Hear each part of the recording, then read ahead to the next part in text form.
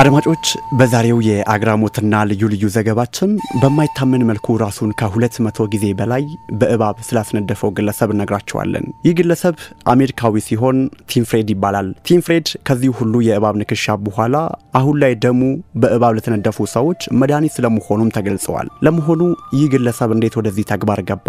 ለየትኛው የእባብ ንክሻ መርዝ ደሙ መድኃኒት ሆነ የሚለውን ተሰማላችሁ። አብራችሁን ቆዩ። በትንግርታዊ ዜናዎች ላይ ተግባሩ የተዘገበለት ቲም ፍሬድ ራሱን ከ200 ጊዜ በላይ ለእባብ መርዝ ሲያጋልጥ ወደ 20 ዓመታት የሚጠጋ ጊዜያትንም እንዳስቆጠረ ተገልጿል። ታዲያ ቲም ፍሬድ ስለምን ሌላው ሰው በእባቦቹ ንድፊያ ለጉዳት ሳይዳረግ ቀረ የሚለውን እንቆቅልሽ ለመፍታት የጤና ባለሙያዎች በሳይንሳቸው ሊፈትሹት ሞክረዋል። የጤና ባለሙያዎች በቲም ፍሬድ ደም ላይ በሰሩ ጥናትና ምርምር መሰረት ደሙ ከዚህ በፊት ባልታየ ሁኔታ ለተለያዩ አይነት የእባብ መርዞች መድኃኒት እንደሚሆንም ለማወቅ ችለዋል። ለእባብ መርዝ አንድ ዓለም አቀፍ መድኃኒት ለማግኘት የቲም የ18 ዓመታት ምርምር ጠቃሚ ሊሆን እንደሚችልም ሳይንቲስቶቹ ተናግረዋል። በዓለም ዙሪያ በወራሪ ተባዮች ወይንም እንስሳት የሚደርሰውን ምጣኔ ሀብታዊ ኪሳራን የሚገመግመው የሳይንቲስቶች ቡድን ባወጣው ሪፖርት መሰረት በሁለት የእንስሳት ዝርያዎች አማካኝነት ከፍተኛ ውድመት በየዓመቱ ይደርሳል። እንደ ተመራማሪዎቹ ከሆነ በአሜሪካ የሚገኘው ቡልፍሮግ የተሰኘው እንቁራሪት ዝርያና ቡናማ ቀለም ያለው የዛፍ ላይ እባብ ከ1986 ጀምሮ በዓለም አቀፍ ደረጃ 16.3 ቢሊዮን ዶላር ኪሳራ አድርሰዋል። ከስነ ምህዳር ጉዳት በተጨማሪም ሁለቱም የእርሻ ሰብሎችን ከማበላሸት ባለፈ ከፍተኛ ኪሳራ ያስከተለ የኤሌክትሪክ ኃይል መቆራረጥንም አድርሰዋል። ታዲያ ከቁጥጥር ውጪ በብዛት የተራቡ ነው የተባሉት የእባብና የእንቁራሪት ዝርያዎች ዓለምን ለከፍተኛ ኪሳራ እየደረጉ መሆኑ እሙን ነው። ይሄም ብቻም አይደለም። በየዓመቱ ከ14000 በላይ ሰዎች እባብ ነድፏቸው ይሞታሉ። አካላቸውም የሚጎድለው ደግሞ በርካቶች ናቸው። ይሁንና ይህ አሜሪካዊ ተመራማሪ ቲም ፍሬድ ከ200 ጊዜ በላይ ራሱን በእባብ ሲያስነድፍ ከ700 በላይ የእባብ መርዝም ወደ ሰውነቱ አስገብቷል የተባለ ሲሆን ከነዚህ መካከል እጅግ በጣም አደገኛ ናቸው የሚባሉት እንደ ማምባ፣ ኮብራ፣ ታይፓን እና ክራት የተሰኙ እባቦች የተገኙ መርዞች ወደ ሰውነቱ አስገብቷል። ለምን ይሄን አደረክ ተብሎ የተጠየቀው አሜሪካዊው ግለሰብ ቲም ፍሬድ እንደመለሰው ግለሰቡ ራሱን ከእባብ መርዝ ለመከላከልና ሰውነቱን የእባብ መርዝ የመከላከል አቅም እንዲያዳብር ወይንም እንዲላመድ በማሰብ ራሱን በእባብ ሲያስነድፍ እንደነበረ ገልጿል።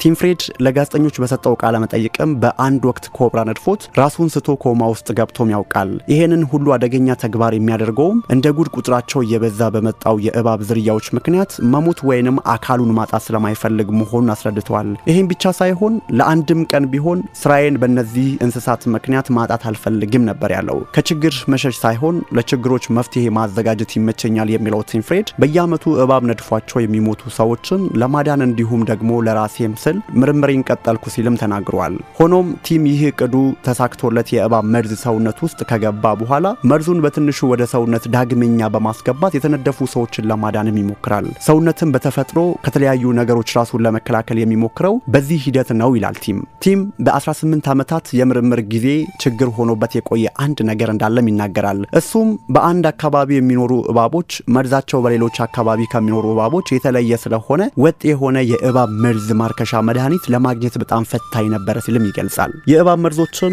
የተለያዩ የሚያደርጋቸው ይዘቶችን በመተው የሚያመሳስላቸው ይዘት ላይ በማተኮር አሁን ላይ ሳይንቲስቶች ጥናታቸውንም ቀጥለዋል። በአሜሪካ በባዮቴክ ተቋም ሴንቲቫክስ የሚሰሩት ዶክተር ጃኮብ ግላንቪል እና ቲም ፍሬድ የተገናኙትን በዚህ የምርምር ወቅት ነው። የሱን ያህል ሰውነቱ የእባብ መርዝ መከላከያ ያመረተ ሰው የለም የሚሉት ሳይንቲስቱ ደውዬለት ከደምህ ናሙና መውሰድ ፈልጋለሁ ስለው ሁሌም ይስማማ ነበር ሲሉም ዶክተር ጃኮብ ተናግረዋል። ጥናቱ ያተኮረው የማምባ፣ ኮብራ፣ ታይፓንና ክራት የተሰኙ እባቦች መርዝ ላይ ሲሆን የነዚህ የእባብ አይነቶች መርዛቸው ሰውነት መንቀሳቀስ እንዳይችል በማድረግ ወዲያውኑ የሰዎችን የእስትንፋስ ስርዓት ያቆማልን ብሏል። የዓለም ጤና ድርጅት የለያቸው 19 የአደገኛ እባቦች መርዞች ላይ የቲም ደም ሙከራ ተደርጎበታል። አይጦች ላይ ሙከራ ተደርጎ ከ19 የእባብ መርዞች 13 አይነቱን መቋቋምም ተችሏል። ይህም በጣም ብዙ የእባብ መርዝ አይነቶችን ይሸፍናልም ይላሉ ባለሙያው። ሌላኛው በኮሎምቢያ ኮሎምቢያ ዩኒቨርሲቲ የምርምር ቡድን ባልደረባ የሆኑት ፕሮፌሰር ፒተር ኮንግ አንድ ጥናት የተደረገበትና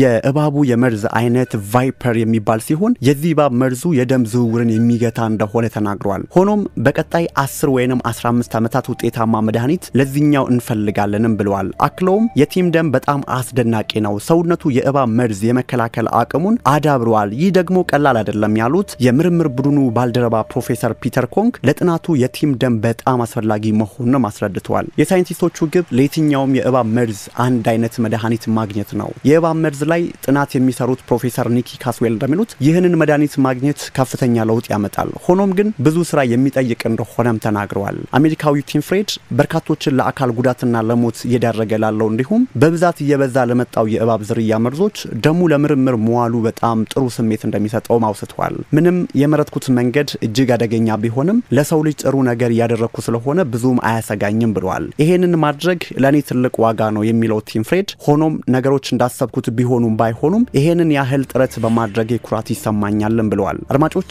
የዛሬው የአግራሞትና ልዩ ልዩ ዘገባችን የሰማችሁትን ይመስል ነበር። ስላደመጣችሁን እናመሰግናለን። መልካም ጊዜ ተመኘው።